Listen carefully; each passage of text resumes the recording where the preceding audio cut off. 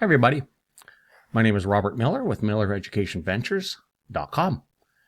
I've been into a lot of forums today, like say, for example, Quora, where there's a lot of different areas you can find out information, find out what people are asking in terms of businesses. And it's the same thing that's coming up over and over again. And I have no idea what demographics these people are, where they are in the world, age, nothing. I don't know anything about these people. But it's the same thing coming up. I want to start a business, but I don't know what niche to get into.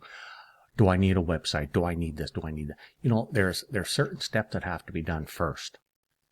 It's like you don't go into health, wealth, or relationships industry for the sake of it, just going in there because people are saying it's a good industry to get into.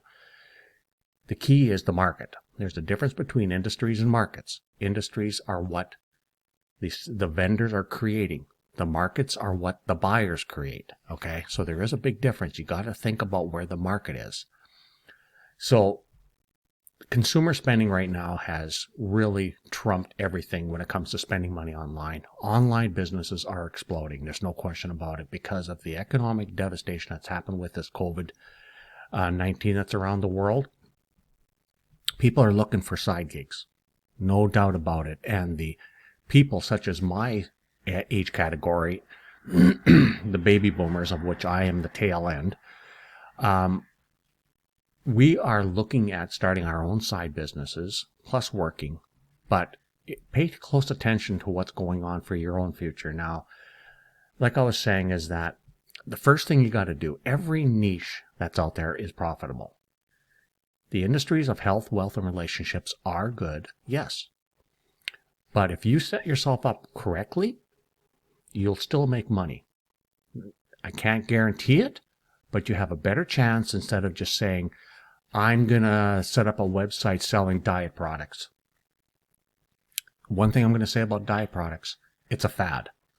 They come and they go. You want to find something that's going to be evergreen. And I'm not talking about the tree that smells nice. I'm talking about something that's going to have a consistency.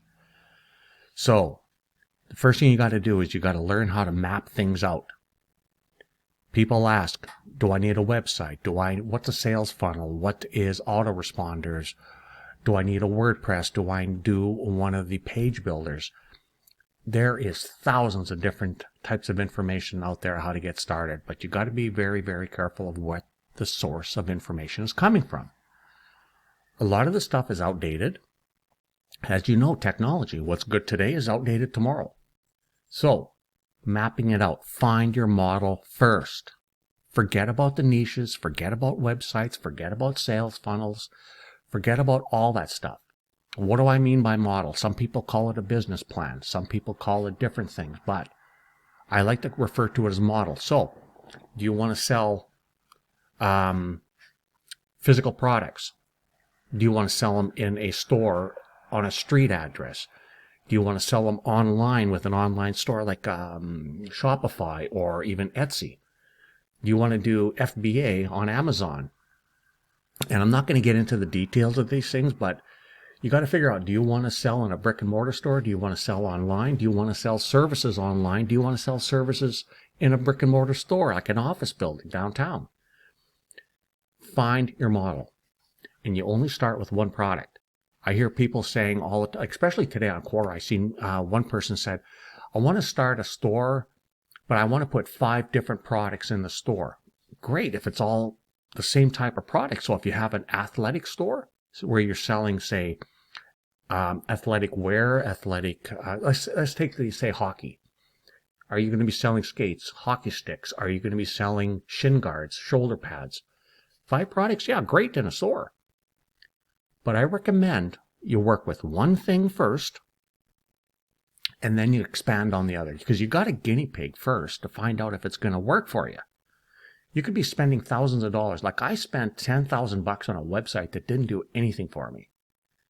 You got to mitigate your risk first before you go full out on anything.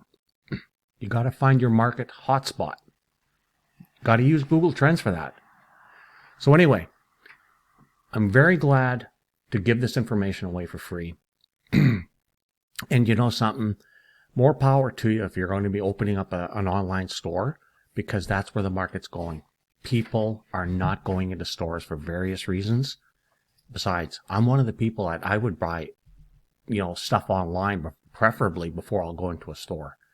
Saves time, and majority of the time, I don't have the stress of dealing with them all.